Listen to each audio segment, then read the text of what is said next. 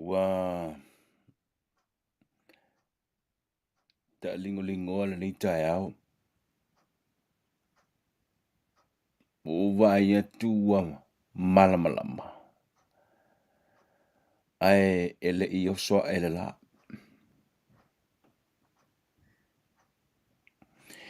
Po le mele ta ule. Taeao singi.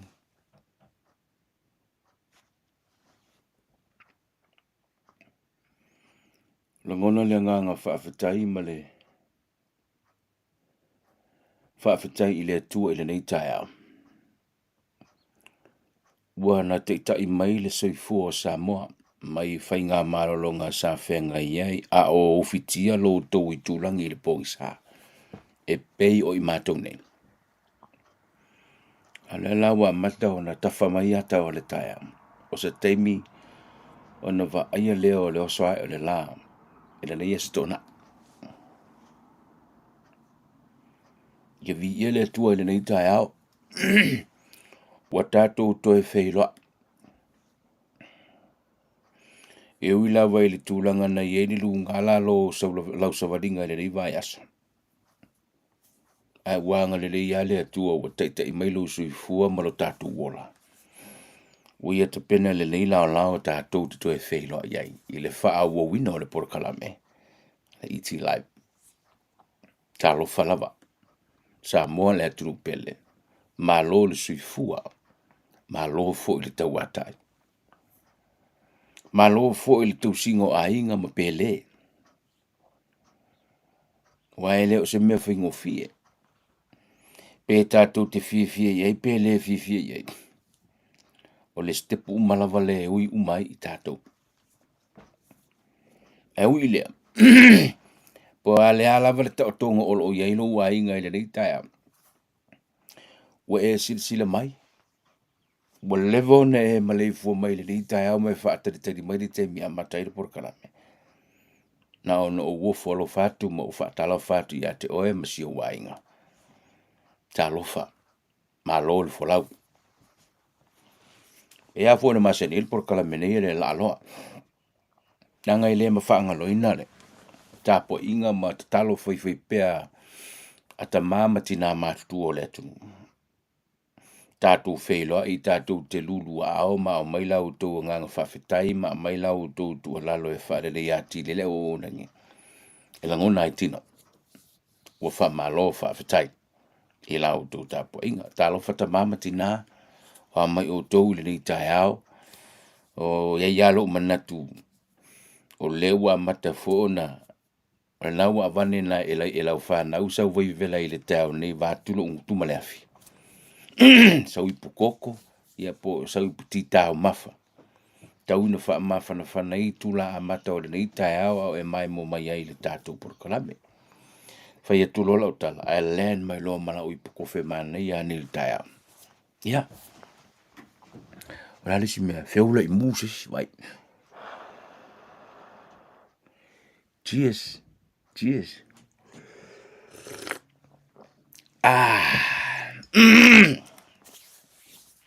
O te loa.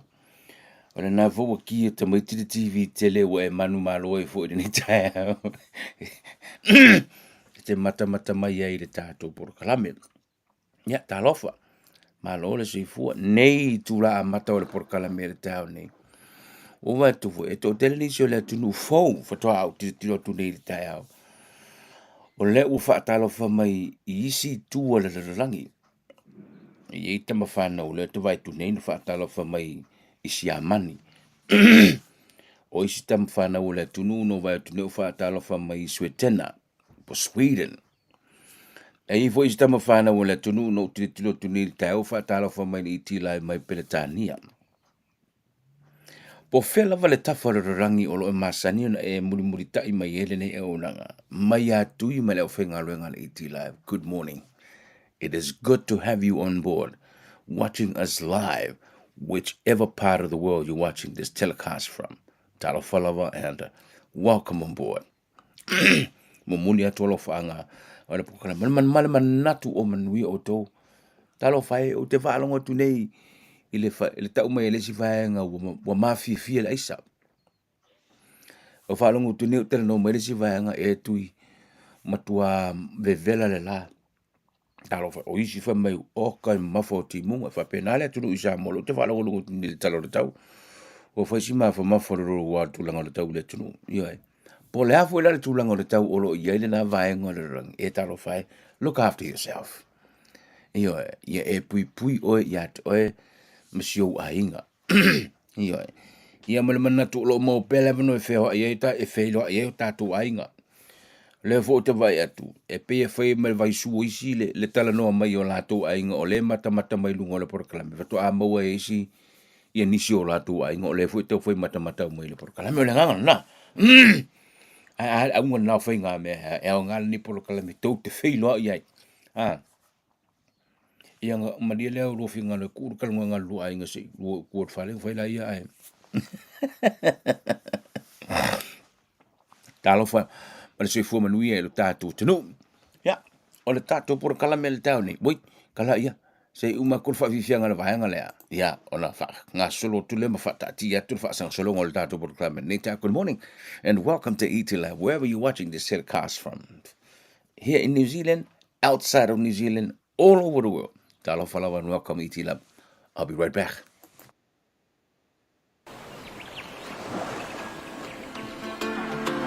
Now that is beautiful. You think that's beautiful? Look at this. Nah. Waves without crowds. This is beautiful. No, this is beautiful.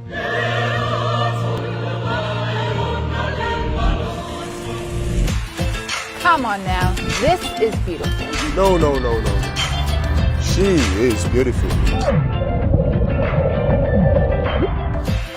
How's this for beautiful? No, this is beautiful.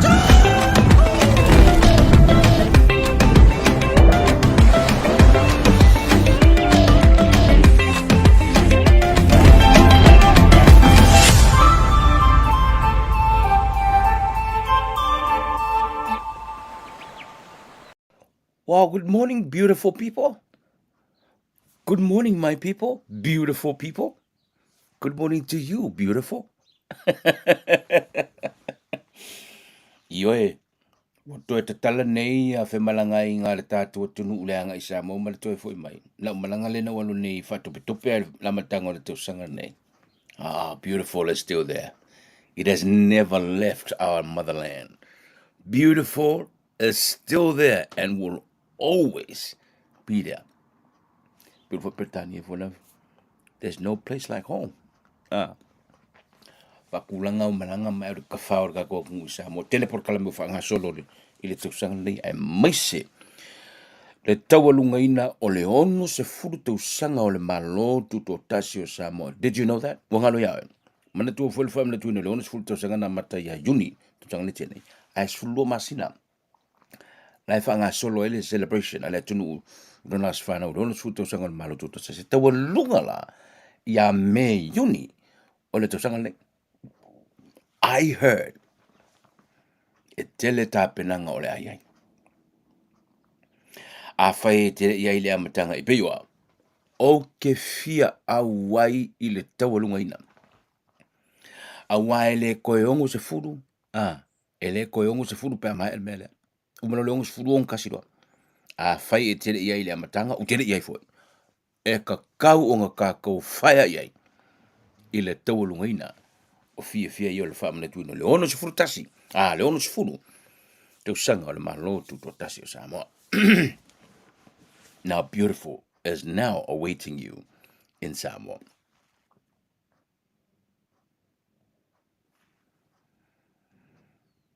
Le wa mata o na whaatulanga ia ilo ilonga ia sa ilo el komiti whaakapineta. O le mataapu ia whaatatau ia i lātou o lo malanga mai ngā luenga whaavaitaimi. Le lava wa mata na lo latu le whaatulanga na fau o whainga whaavai. E muri ai le filifilia o i lātou e o mai le porkalame le nei o ngā luenga whaavaitaimi. O le onga to tonu ngā le mū o ia whainga wha vai fau ua mataneo na wha tatia ma wha o ngā ma wha mamaluina. O le porokalame e mo I lātou e le ai ni ngā luenga. O le porokalame o le wha mua e ave ia I lātou e le ai ni ngā luenga. Na le mea leo tau ye ni lo mafufau. O le langa mai, o le to telo le atunu, I ngā luenga wha vai teimi. O isi ngā luenga le rei, o isi ngā luenga o le makua wha salanga le mea. Ai o mai ai le so, o le telecomplaints ye tupu mai ngā luenga ia ngai mai ele tātua tenu. Alala mea ufa o milau wha mtala ngari tu I le mea. O tira tila tune. O lea wa mata ona ta amilo le matanga luenga o whato anga mawhai ngā whai wale tunu. Nei le ia ile fionga le minsta. I fiti. E se fono tanga a minsta o le tūlangi nei o Pasifika. O lo whaalau I loa ai foi fua o whaele leanga. Mati nae. Wa mata ona ngai e fiti. A ua whaale konguru kurisi. A wa o le iwi kūre ngā o kamau ai ngore kūre. A le la ngai I le mele le toa ngai. O whato anga. O ai kia la ia la maua mai le mele. Malanga le whionga le minsta. O le amata ne. O lau amata na whanga solo I Samoa. Por kalame o le. La fumoa. Me pa pena.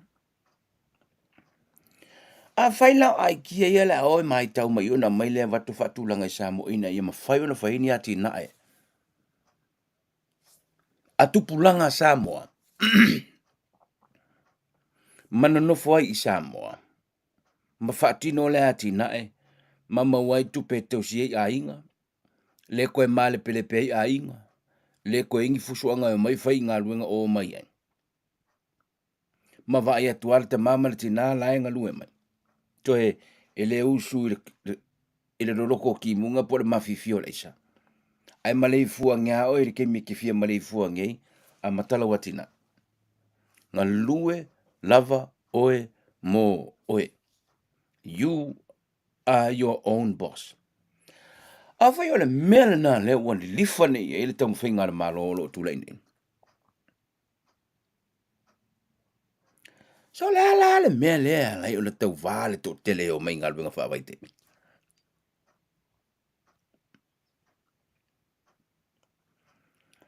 O wai alu wafitu na inga le malo, whelaflo inga le palamene, mal whatu nga nol prokalame nei, tangata ngā lua whaavai te. E iai ara kei mea o ele saunga, a o kuhako ia mea, e manu manu le malo, I le lolofi mai o tangata I ngā luenga whaavai te mine nei. A whiara la tua ele atina ele la avatu e whatu Samoa. Ona watu fo I leo ia ati nae, ai langa mai o tātou tangata I ngā luenga whaavai temi, ai o ane saina whai, ma tele ai matupea saina, ma le au Filipino lau te lola wa matafu na tūlanga na. Ma isi tangata isi atunu e angi wha o ngā ati nae ia, e mau e wela totu. O ngako wha pe fwere, wai wapule fwere lau Filipino le mena. Le fu ua mai lau Filipino, le ua mai. But what can we do? Wa nga I mai le to tele o le au le ai ni ngā luenga. Wha popo e mai whaingu mela o ila ko o la lafi mai e kua sa whai ngā luenga. E ngā lue wha vai temi e tunu I wafu. A whai la mai ati na ai ala watu.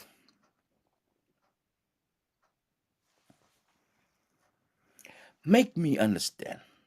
Tau nefu le titi le titi le mele. E iai la uo. I nei New Zealand. Wa watu ne watu alu Samoa. Ua toe alu I Samoa e whaila na maumanga. Aisea, o la uo lea.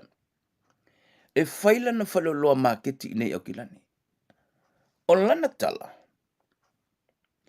Li kai o ngā lava le sapalai. O talo. Mai Samoa. Mo le maketi I New Zealand alone.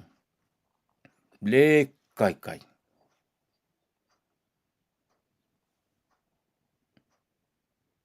What?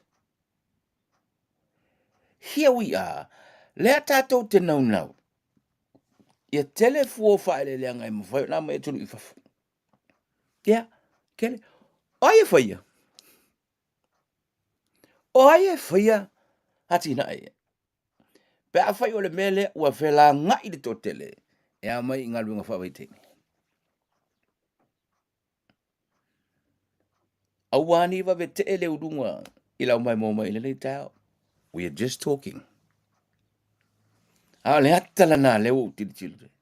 Wa nga ili malo e mata I tua tina e isia tunu Pasifika wa manatu e mawhai o na work I Samoa. Alawa already a mata I Samoa. O ila la whakingo. O lea wa lolofi mwere tō tele. I ngā ruenga whawai tēni. Yona saule I nei. Ele ofi fiel tō tele. Ele umai pele pisa ele mel ne. O le tipi ai lava de tong. E o soa le valele. Ngā le rua se lau ka lare me ule rima. Mani si wa complain ni mea no fuai. Ma le tele o le maunga ngā sa le mea. Nā to te sirifia. O lo tangi sa I lato o lo mai le por kalame nei. But wait a minute. Whamatana e nofo I Samoa. E whailau to anga. E pei o la uole ua toe e whaila na whato anga. O na whamaya e le kai. O ngā lava le sapalai. Ala o whai whato anga I Samoa. Mo maketi I New Zealand. Alone. A o le tupe fo I mauai. Wave. Amini le kongi whai kai au. Kasi alu ko anga whai. Lava ngau se ring. Ele maluruinga. Le ekipi se so kong. La vai atulo tu mamalu tinamalu tu roma la whanau. La te whainga runga mai. But why? You see where I'm getting at?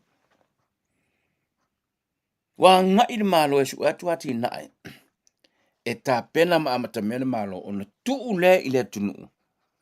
Whaia iau atu. Whaia iau tu ati nai. Ma tausi iau tu ainga.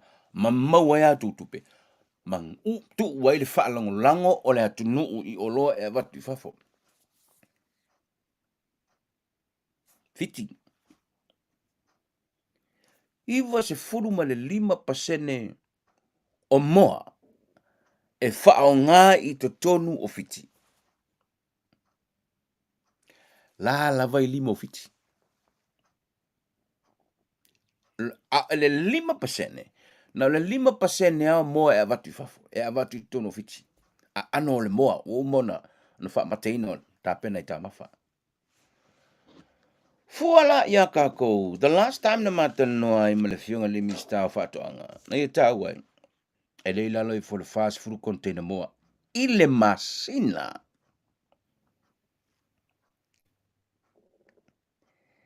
O le kalangoa le fia. 10 milionga na masing. 10 milionga na kausanga. Le tupe whaalu e le tunu. E vatua I le moa I fafu. E whao ngā I Samoa. Wa tau maua mai le melo tanotu. Wa ngā I le malo su e tina e vatu e whaafofoa I Samoa ma amatame I Samoa. A uma, tupu maola, uu I le tunu. O mai I whaia iau tu atina. A uma, tele tupe maua I nā whaatau. Whapena whai mafua whae le leanga. Mwhatoanga matulanga whapena. A o lea lava, e lewa sai le lolofi mai. O tupulanga o lea tunu, e tau vā e le ngaluenga whaavai teimi.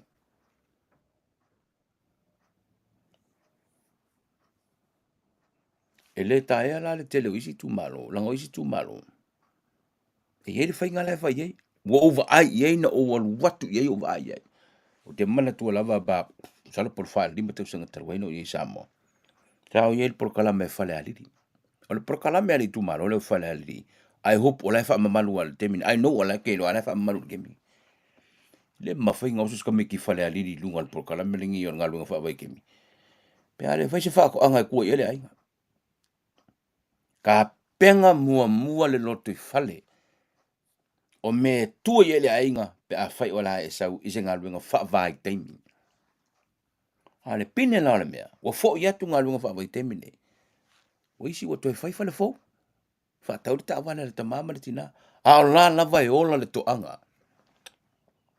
Le por kalame la le a whale alini. O ka le maga yesore. Ai le so ngā oso I las kaka le mele. It's green le le whale alini. I'm hoping o lo wha o bere por kalame le. Okay. Whale alini apart. Ave se la whale alini li tule. A o le to tele. Le o tutele noa to le tau ne. Wha mani nonga lan. Wha tasi mele fionga le minsta. Al matanga luenga a whaatoanga. I wha manino la le mea le malanga ni fiti. A wale si le fia le tātua tunu. Ko ngeki anga I le mea le tu tala noa toi nei. Mo le whaafunga anga le tunu le tau nei. Pe maa wharinga nei.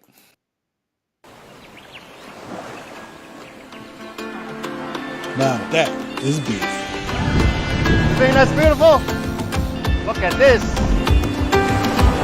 Nah. Waves without crowds. This is beautiful. No, this is beautiful.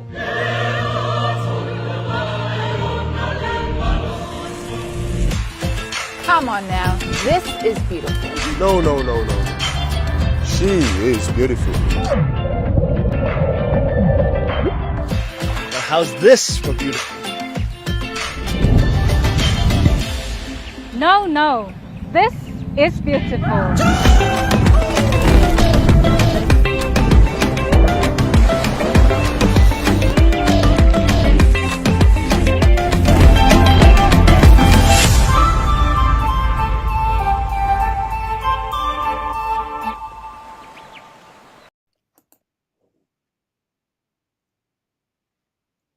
O le tātua tunu.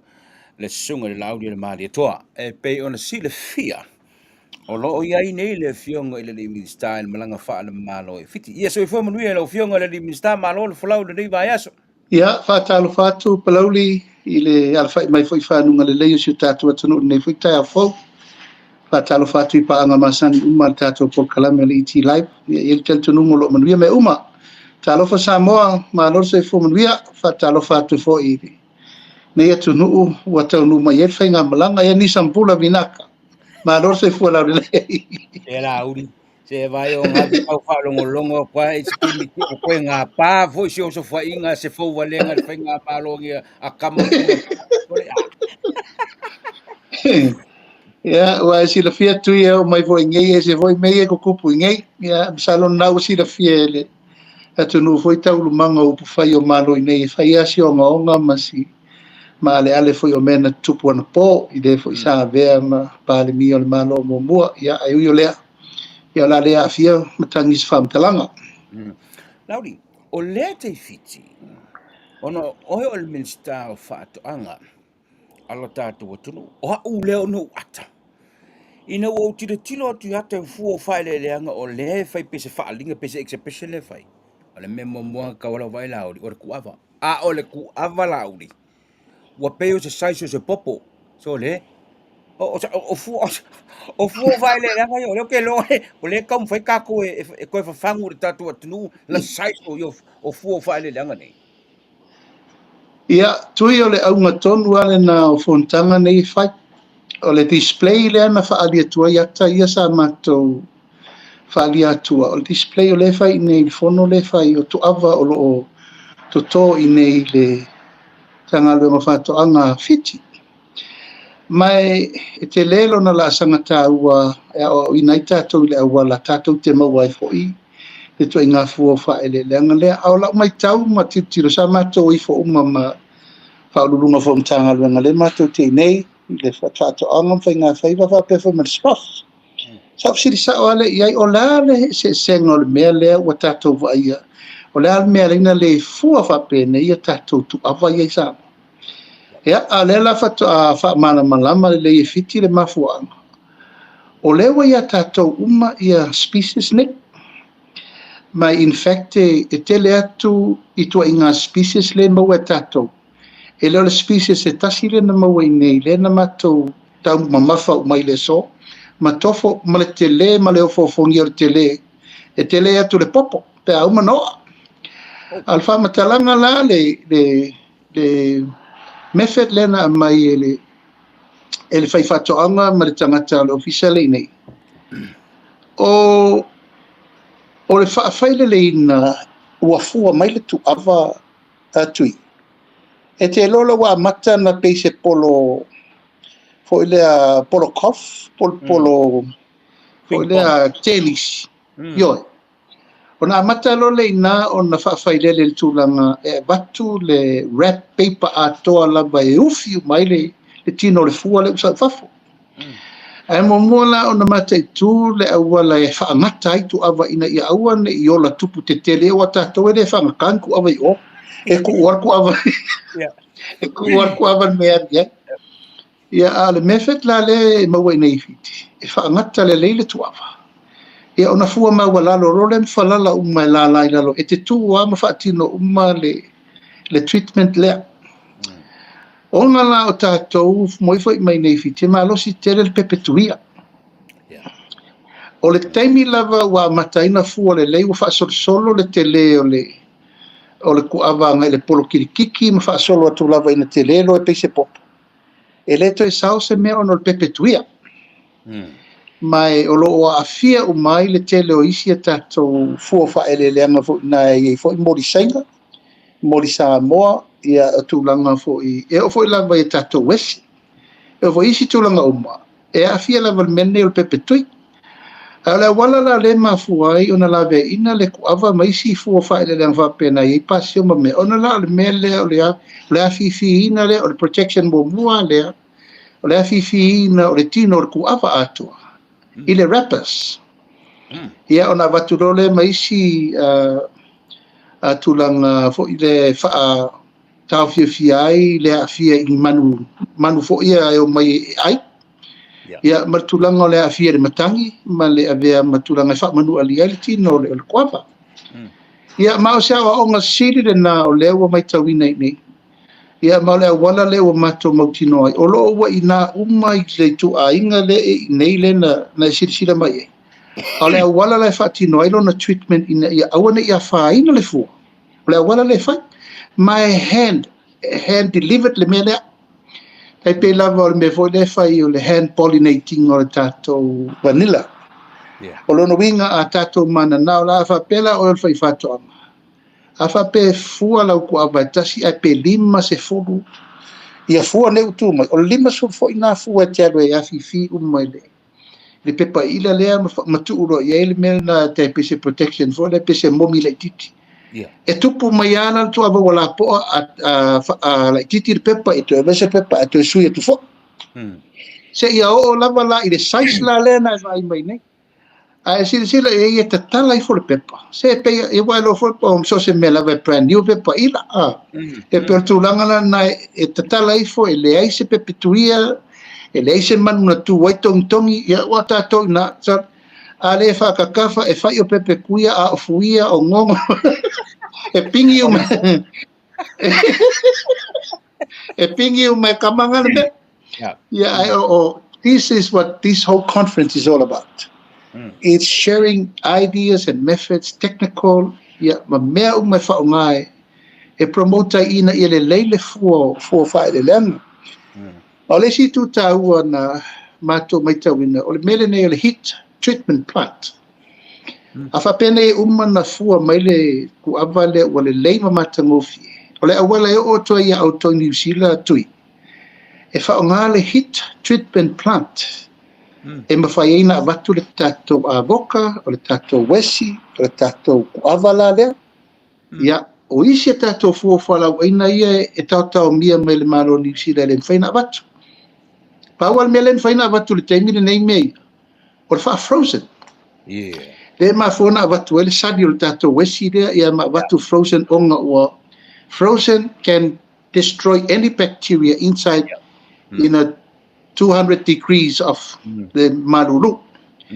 Ia al tūlanga na I le nei fo I taurumanga o matou mai nei le tele ma le anonoi. Pa le fo I nei New Zealand. O le Australia, o le nei Amerika, o tātou strongest counter donor partners ni. O leo mai uma sila I mea o le mau le Pacific. Ona whaafengofia lo le na whaile awala po le pathway. Yeah. Not only we grow, we harvest and we treat for the market. Yeah. Ia ma le tuta wala na le wasisi le mai o le mele na mato vai e fiti ia e ma eu le tele vave. Yeah. Le tele vave le o onga ia matulanga o fasoa I tulanga technically. Ia ma le awala lava le langa wa tato mino I me fo le mechanization. Ia ma le commercialization ma le whaongaina tatau. O mea ina ia fua ma le la aua le to tate le to ol fasa wea vo le sa fa ia so ia o le so nga ka kipi solo I lalo le vau matua ia ai whafsanga I makunkula au ma la ia o inei o inei na le tasi ale eka whaamalu le lei ta ia la paipa whai awala patu moli it's an economical mechanization system and not only le lei mo whatoanga ai le lei fo le fua mai mo tupe mau Honorable, e lenga o ku afa me lenga o kiro ku ai. O lesi me lenga o kiro tu ai. O mo me o fat o la fumoa e fai ina I le malo o fiti. Ma leo te tiro tu le poti le sa ta mai lalo. O le iwa se furu ma le lima. O le local supply o le moa I tonu o fiti. E sa pala ia fiti. O le atina e tonu fiti. Na o le lima pasene e fa longo ai fiti I fafo. Sale what? Al te mi mulin tata no ilo fiongale ilo fiongale minsta. O le asa e tawa so le e fa se furu kako container masingo mo e vakur kako. We're talking millions. E spende le tatu o tunu ile vatungo o mo me o mo e tonu le tatu o tunu. O la sa ptili tilo il fenga fitol me ne ya lo fiongale minsta. Io e tui e le o se tala inga fau le mele sa o pesi ai pea Wai ele fase furu e tala no ele ono se furu ele fitu se furu fast food container a month. Honorable. Na no fala vela vetua. Toi no ele titi e tua malau ke mana e tau ele na o lo la e na mo wat fa mo mole. Mino I tua, mino. Ya. Na la. Ya, kanoi. Ya. O le tele o container ia watu te mil nei tu. Ele la loi fo le limas furu container fasu futu. Ile masina le tatou te tau mamafa I Samoa. A fa tulanga sao se me posuta si se furu 2 miliona moa atoa le tatou te tau mamafaina I masina uma. Io a fa tupula lo no winga e se tulanga posuta si su 2 miliona moa atoa le tau sama le tatou te tau mamafai. O fa mo moela na fai tui o le te leo tatou o lo arpel tatou tu per fa for tatou foreign exchange. A le lava I ele te litonunga e mawhai o le tatou whaia. E le lau whamaoni anel tala e lo usau nei fiti o lato o vai umo i le mele tupu I fiti. E tolu company moa te terele nei fiti. La tau te sapalaia uma fiti atoa. A e sili atu le te leo fiti a tatou. Sili atu. Ea, e iwa su 5% local supply e sapalai uma le moa le fresh meat chicken mo fiti atoa. E na le 5%. Le lato mole mai fafu. A sila nei la tui le me mawhai na tatou whaia. Ele ngata na moa voia whapea moa whawhanga voia mai le 1 day old mai New Zealand. Ea, na mai lo le tau si mo le 2 vai aso matua ave lo tua i le au whai whatoanga whawhanga. E toi fo I mai le moa te tono le tolsu limaso. O maua le 2 tesi ma le 5 kilo. E pauana o le ke leo le moa mai e fasi lo fa tino le moa le fai nei. E to tonu o le tolu se furu 5 aso tui. Tolu se furu 5 aso. Ia, o le te lele na o le mea lea e ta vale I nei fiti. E mawai le lato mit le fai umai a lato me tau sami. I le tau sanga atoa. Atu watu la ia tatou, tui le mele tupu ia tatou. Ua matua I tatou wola whaalamulako. Impusa moa ma me umale mai fafo. E anwa I le loi fo le 2 miliona ta la I le tau sanga. O lo whaatau wai tātou moa ia mai whafo le tātou wholesalers ma mea umana e whai. O iai le teltonunga maua alawa ia tui tātou porkalame le whaasolo nei ua tatau o na tiritilo le tātou malo. I le awala e whaatino ai ati na e te tele nei. Ka tono le tunu. Whai en tātou keita inga tātou whona tau mawha. E le ngata i lea. O le mawhau whaunga le iai o tātou mo Samoa lawa ia. Tātou masani mai ai tui. Ai va ai le poloketi miliona le ua nga ia tunei whafu. Ai wha malo sia le whawhanga lawa moa lawa a inga ia. Peina whai e le calculation le sau whai atu. E whawhanga lau tolu se lau ono su ono moa. E tau mawhalau moa ia so. That's the reality. Io e. Ia, ona e mawhole mai mawhau every household in Samoa. Ai tau whai whawhanga la tū langa lawa ia tau mo Samoa. Mo le food supply a inga taitasi. Ai mana e whawhanga sa wafe moa e lua moa a inga pe toru moa a inga. E whai ele mea ia le a inga. Ia so uma every day. Every single day.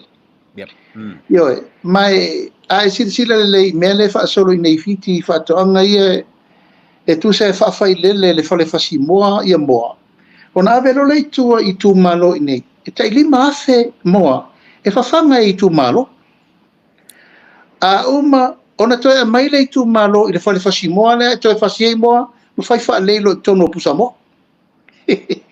Toi whaatau mai alo whai whaatoanga i whale renga wa koe moa. Ioi. O le tiute o le whale whasi moa, o le whawhai lelo le one day old. E ana umarola e ana avele i tua i tu malo, a watu i ma mea ai paua le mea li tu malo o le tausi. Whawhanga, whainu. A uma toi whaafo i mai le moa i le whale whasi moa. Ia ele e te le fo le whamaniango le moa i tu malo ini. I tu langa na wai e mana o mia tangata e to te le vai a moa. Pa wala le me concentrate i ele whale moa. O le mai o moa futi, fasi, tu upusa moa, e na toi avelo le maketi. Ai le tau fia ai le tu langa lava i o le whawhanga pe mele i tato moa i nā Samoa. O le free range. Nai unga inge tato ina tato por kalame foi le tato masaina. E mo wai le luas furu le au fai mo Samoa na ua whaamania ina i fale uma o na ua pā le ta i lima eka fai le fale le lei e mo wai fua mo tu fua masani a tato. Kia le whakifo lau surui. Ia ma fai pusa pepa voi e lau ko kongu i kona voi e aku kamaku fua. Ai sila ngela tu i mele vai atu. O le ma fai o na tatou fai. We can do it. Yeah. Io ai pe wa umi tele na tatou wola i mele. Yeah. O tatou wola fa lango na mai a le drumsticks, ma le thighs, ma le chicken wing, a mai loa a ve saka fai do. Au tu atu. Ya tatou tele lor mele tupu. Tele fa mai le pisi ma mei o tu le me temi nei. Al mena le utupu ma. Wa tau matalo. Wa fo ile wa lunga tau suau. Wa afia le freight. O fe la tau te tuai. Wa sili atu lor tau ngofi. Ia le vadu ro lau pen. Ia makuku lo au mo pe tatu pese. E fiu va au se ve ula o supo de sia. Le simi mo tau yelo mo fa lo fiu le mista. Le mele fa fa le ia fa le moa ia le moa. Ona mai lo le tu foi ila fai fato anga la fumo le memo mo so mo fau le polo keti le alo u tu malo Ali fai ona fatu lo u tu malo ile fale fa le mo hey mai ngi mo se lima se lau pe lima fe le ala fai ma polo keti lo u tu malo uma o ma ku o ko su lima so ma ku mo ma ko ko fa ka aku e mau mai ku pele ale maku ale matu tu malo wo ta welo ma fore il fa tenga le we fa ta tia mai nei tui na la no fam tala tu le mele langol bloketina le wanga ya tu e company Australia le fatala no ile me ton wala ta te tala no ai nei ala wo uma na fai uma feutana inga ma matu tala no ia ole wala le fai ai ma ole tu inga company le la set up ole fa talanga ma le mena mai tangata e te lele a wanoa e mawhai ai ona tātou whaia le ati na ele nei. A service ai Samoa, ma le Pasifika ato. Whoa, whoa. Ioi, e te le tele o katapenanga umalava na o le adu teimi nei e anga i le tātou Export Authority le whai. Ale whaatulangana o bloketi le tui, e focus anga i tu malo ma le miliona tā la.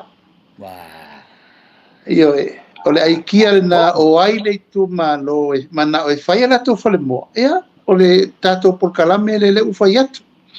Ma sa mātou wheloa i ma le company tele le no mai Australia i le masina le te atu nei. O la uo e tā pena uma mai le proposal atoa o te ave i lumor kāpeneta i an whaman malama i ai. O le mea le mawhai na whai e sui ai a tātou mea i a tātou te ola whaalango lango ai whafo. Le whaase fulu i le ono sa fulu pusa container moa le tā te tau ma mawha i masina uma. O le au wala le mawhai tātou fo i al mea lea. Ia lea lau approve na tu i nei fiti. Lea wa watu i nei. E iwa suru lima o le whai fiti le mea le tau ma mawhai fiti. A tātou. Lei se mea. O le o container i le tātou te ola whaalango lango pe i ai. Ia ma le mea lava le o le mautonu wai a main Amerika. E tate tara no le wha i le lima masina. Whatu au o atu i a mea i a tātou. A wha moe le atu. We're going to eat freshness. E whe lesi atoa ma umalona whai tau ma mawha le tu. Ma o mea le tātou te ilo le ngosi a tātou lima i. I Samoa. Ai pe o le anganga le nā u whatu mawina ai. Le mātou mai mo mātou titilo. E mawhai. E mawhai tātou whai.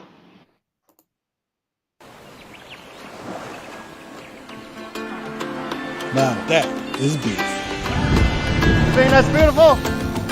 Look at this. Nah. Waves without crowds. This is beautiful. No, this is beautiful.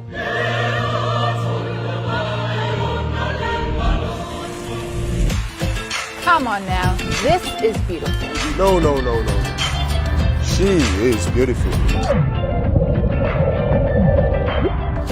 Now, how's this for beautiful?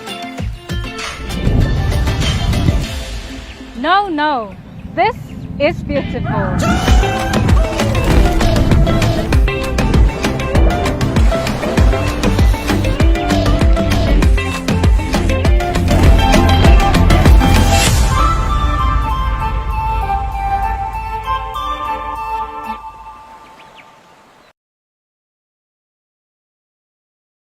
O le umana ia le whaatulanga na mai no le mele. I'm excited. Langa leo te ua ua le kapani le mai Australia. Alo fo te iloa. O leo se vai ngai le ua to fa la ofionga le minsta mos company a mata mele menio le whaatuanga mo. O te iloa. O le a fia nei i a poloketi a tasi miliona ai tu malo uma.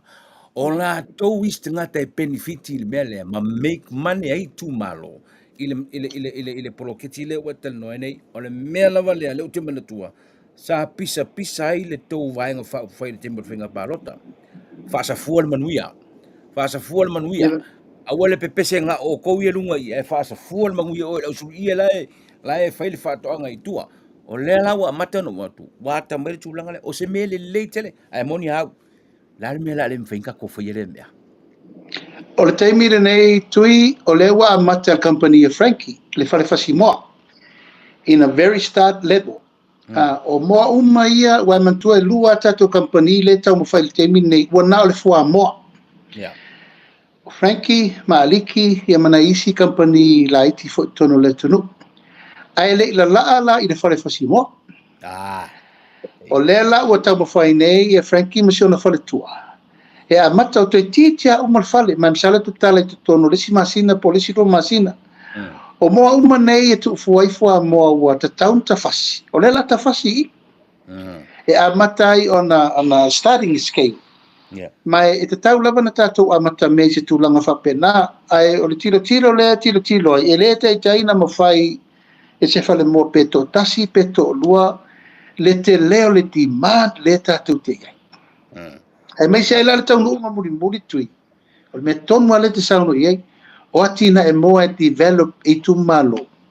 To e whaatau mai i e mawela tau tupi. e pule foi la tope tau ma fai la to you know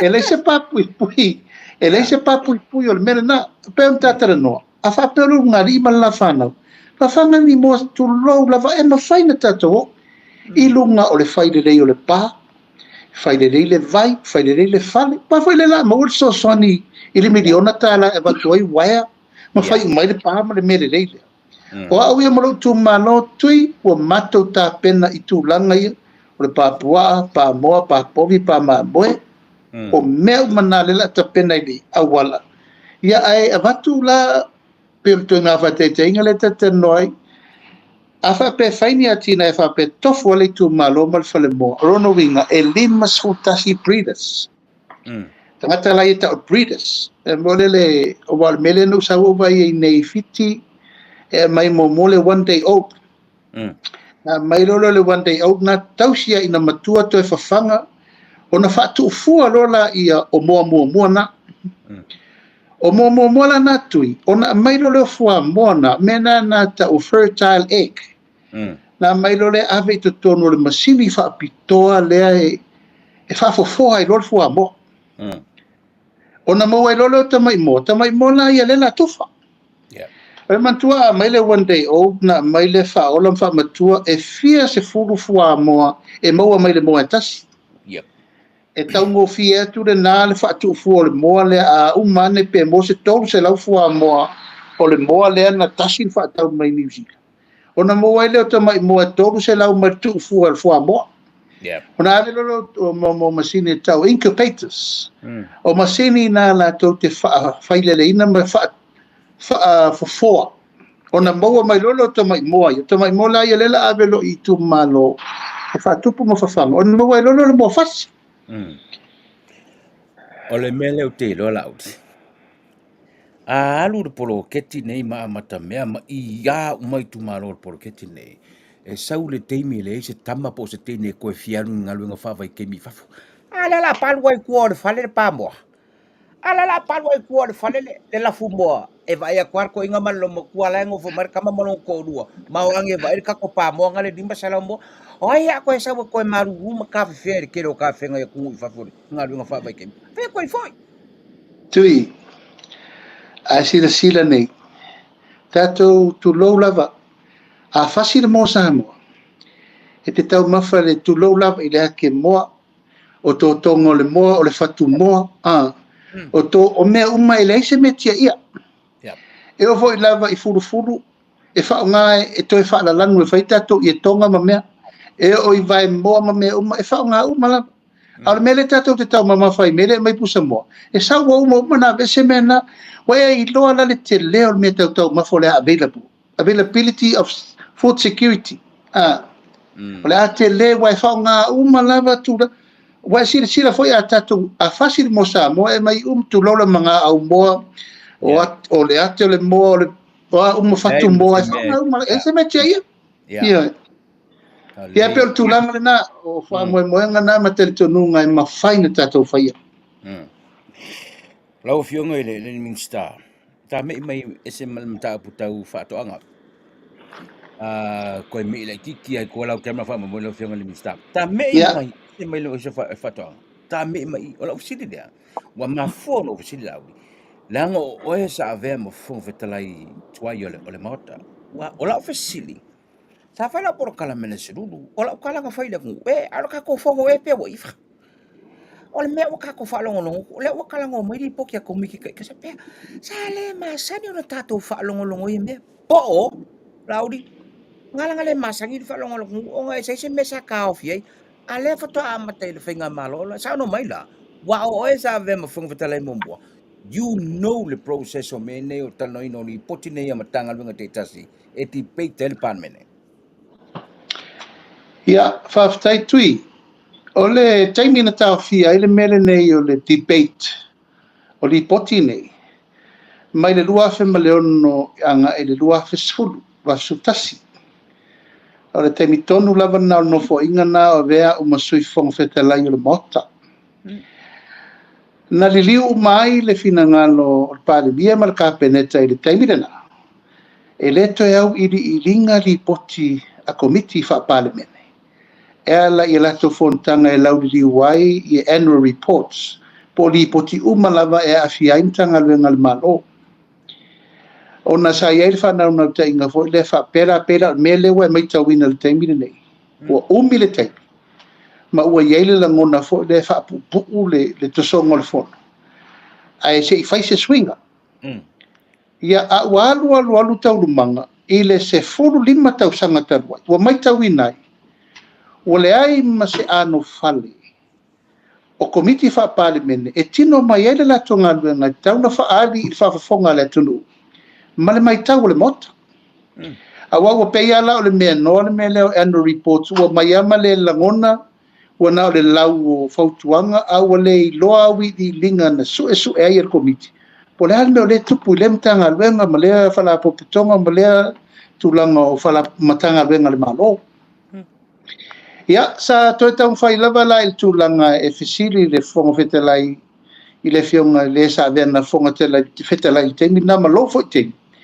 Ia e ta mau al whai ngā malo, alua i lo le mele, o nisi teimi wale mawhaina teipol i a tūlanga o li poti a komiti. Lauri, O no wale eise ava no. Lauri tau ana mino ia ne me po ate lunga i lo hatu o fōninga wha mole lava. Ia le na wha au sau nanga lo fianga le minsta, sorry. Ia, ma le tūlanga le na lesa tātou sau ai le se fulu su 5 tau sanga taluai. Ona o le fina ngalo o le kabineta. E ua ni toi lau li liwina ni li poti whapenei. Ia, sa whetala noa i loa ma le fionga fo le fonga whetalai, ia ma whaise swinga mo le nei teimi ona o le toa tele.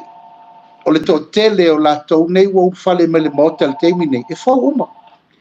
Ia wa si sila nei msalope na o se lalo i for se fulu ma tau tuai ne o tai lusu tau sanga. A o le toa tele o le maota le wa iei nei. O le au whau ma tulo fo lava le whatua ufale mai o fionga li whai pule. Ia, ua manatu ai loa le fionga le fonga whetelai. Ua tatau o na tātou toi tiro le mesa tātou iei mua. I le tūlanga la le o le mai o le lei ma mala malama sui sufono. I mea lai mo modi mai mtanga luenga whala po pitonga le malo. I mea le lei ma mea lai wha le tonu e mtanga luenga. Lea la o toi wha tino le fonga whetelai mai au te matua i o tari sa paia le lei. Ono le tūlanga e manino e wha fonga le tunu. I mea e tutupu.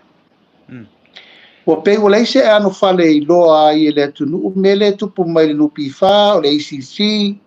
O isi whamtalanga mai le mtanga luenga sui fu mano loina. Tanga luenga wanga tina e te tele o le social work. Ma mea whapena. Te lele le mea o le o maua le tunu. Ai ongo le tūlanga o le utatou toe fo iai. O le tūlanga le leilena. A tonu e le mawhauwhonga fo le whape wa utatou masaina tera le tupe na tui fo alunga ia whai e fi naunga le metau tupe. A o metau tupe nei tui. O le whaalunga i o tupe, lewa mai li potia amtanga luenga le malo. Pe whawhena whaalu tupe. So e tā ua le manino le tunu. O mea ia sa paketi le tau sanga mai le paketi le malo, o lewa mai le annual reports, po square, po ngau, po palengi, po deficit.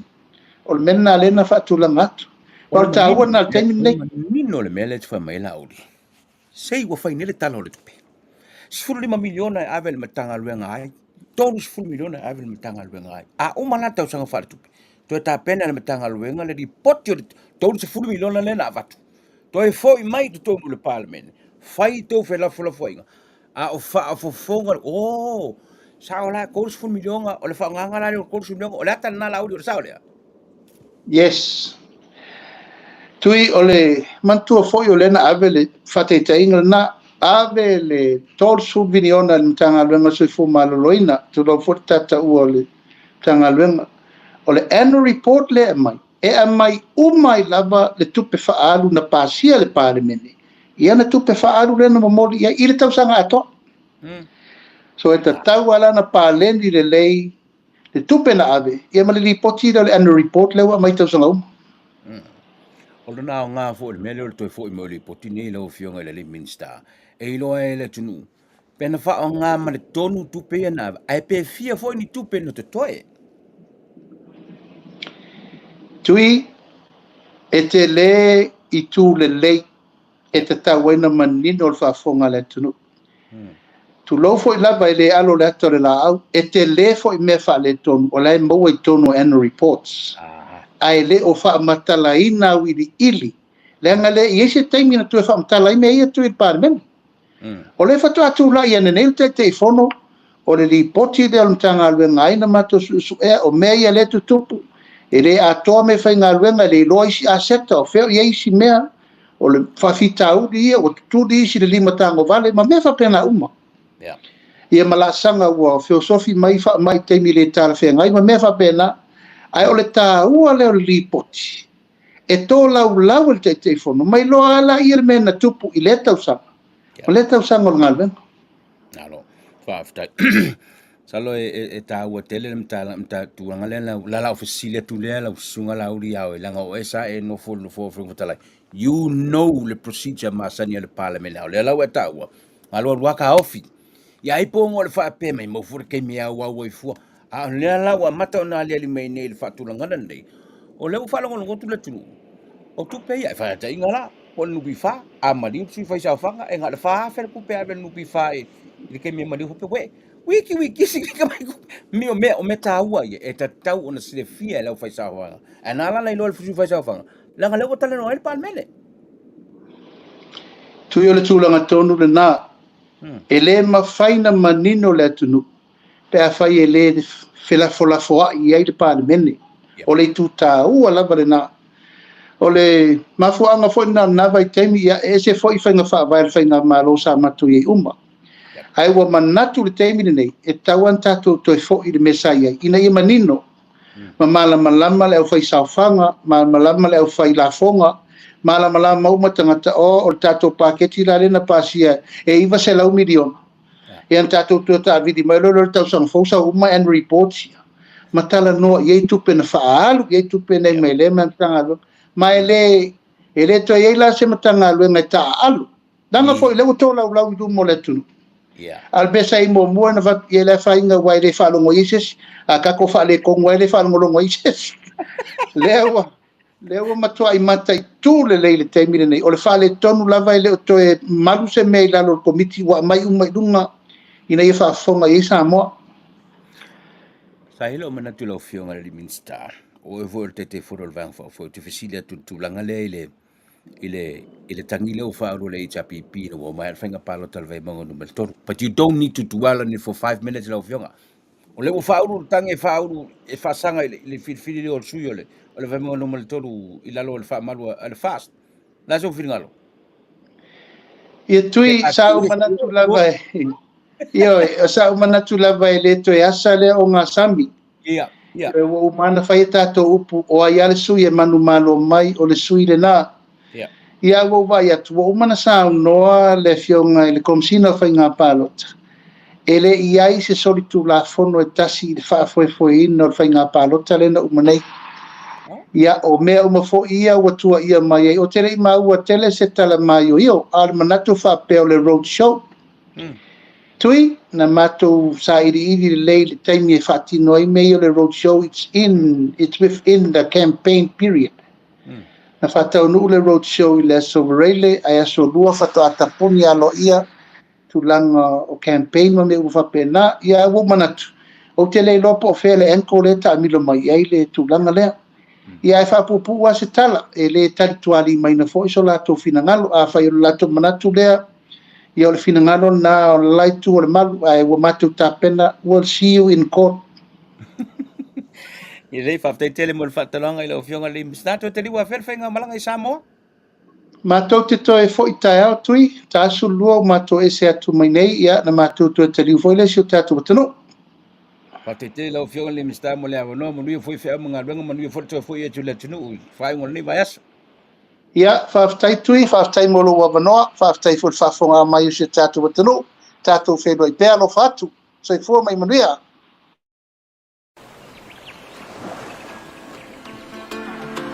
Now that is beautiful. You think that's beautiful? Look at this. Nah. Waves without crowds.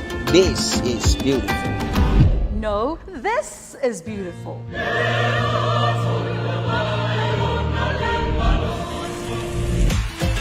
Come on now. This is beautiful. No, no, no, no.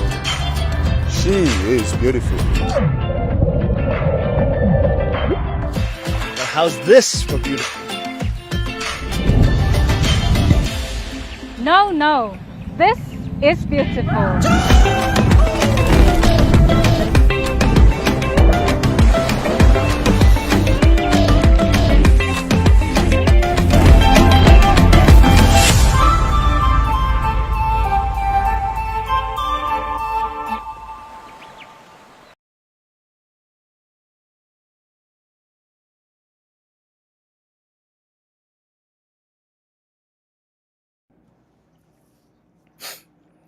A fa malama mai le fionga le Minster mata pule I la fumoa. At the same time, I saw some familiar names. O I lātou sa whaia lātou whātoanga la fumoa ya soia.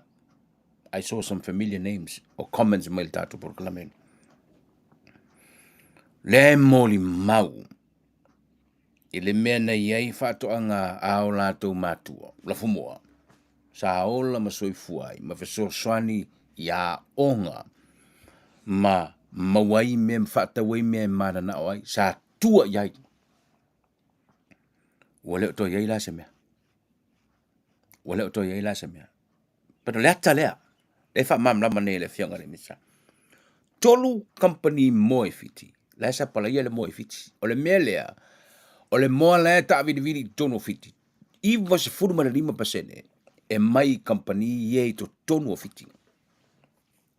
O fiti te le tut whaita wau whai fiti a tātou. Just imagine tolu company moa I Samoa.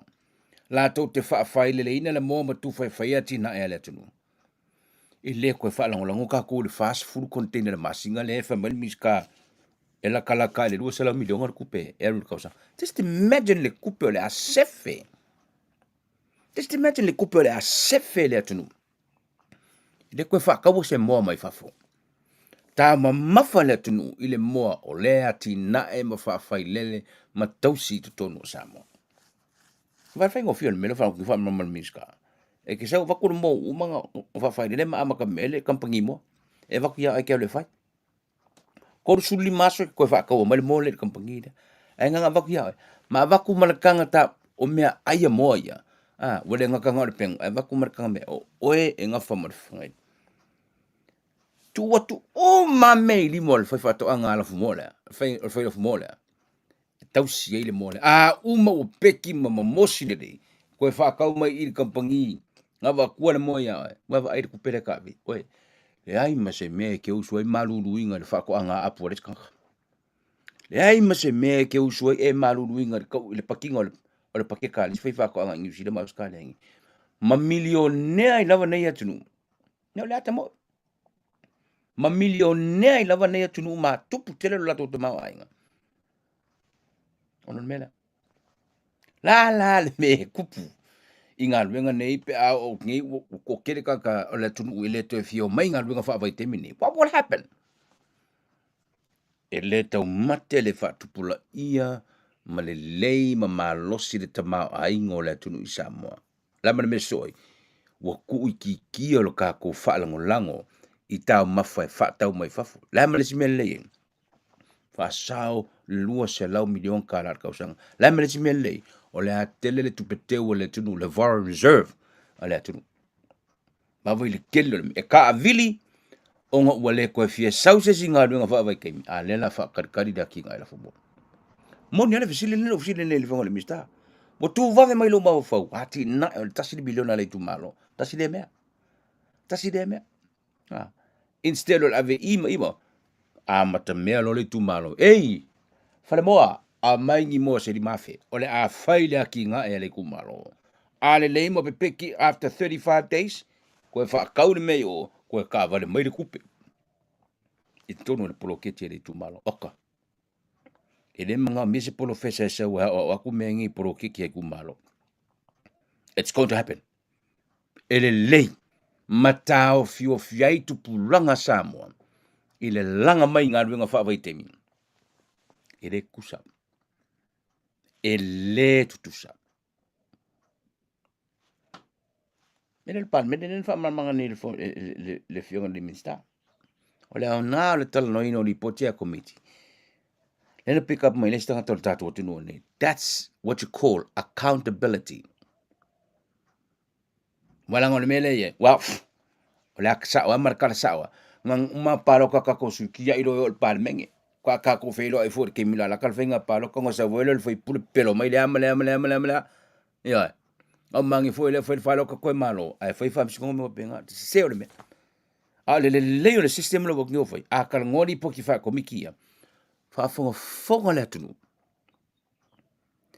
Because all these politicians, from the prime minister to the last member of parliament, they are all accountable to all the people of Samoa. Wakako kofia ma averka ko fa ko kuanga wa ai le kupela ku. Fai mari poki mai o lala li poki mai. Letal no parliament. Ai fa fonga le tunu. Le lang so ol pesa si vang awal ku fawa exactly. Tatou te le tu ufawina. Tofi fai pule o tu malo. Ka ko ke kofi, ma ka ko muri e vava. Ai po anga mela e fai. Accountable. E lua o pekangie langi so le si vang. Accountable and transparent. Ya kukusan meleva ya ko ile kungu mafalongo ile kungu. Mangu mela ya ko karngo mai. In that way, awange iai se avangoa e pepelo i kako. E se fai pule. Uputu sao. Awange iai se avangoa e pelo ngi ai kapua ingare kumalo. Ma oer kakapalo ka. E se fai pule. Whether you're a minister or a member of parliament. Lala. E le tu fawina fa pea. E te tau na silefia le tunu. Oe le tangata na e palota, I lau sui fai pule le, o le sui fai pule, e le lei. E kukusa langa pese le ausu kongi o, ma le pese le pese I le kumalo. A te kona. O manino fo le matal vai mai mo mai le tatu atinu le. Ile tulanga le pen fa mamra mai le fionga ile le minsta. Wow. Ai oso lo malangi kaya. O wa kula woso mai le la tau ni. Mau te lo te lunga fu mal por kala mel Etlive mo o ni ta mana tu sam fa mo ni mai mo mel tatu no sui mai se pese ka ko kala ngoi la fu mo ka ko kala ngoi fa kwa sui mai ai se pese mai le milionga ka la lunga la lo la vese sui de pese ka ko kala ngoi me e o manguia mai ka ko le ko kasi de pese le por kiki de pese kasi de milionga o fayeler kalole. Yak. Not nice. Etlive na mo e mo le fai ngol ni vai aso. Anga le le to mo fa mo ni foi valo fili mo le tunu fai ngol ni vai aso. Pa yele o fai ngalwenga alu malamana lu fol ile aso atao. O wale lu te wino lo tatu tunu lo la fa le nganga. Tu le nei. Tatu fai lo ile sulu do vaso. You have a great weekend and look after yourself, please. The weather is not so good out there for some parts of the world. Manuel fue con el vaso. Así fue ya.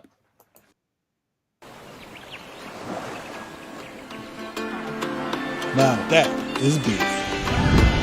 Think that's beautiful? Look at this. Nah. Waves without crowds. This is beautiful. No, this is beautiful.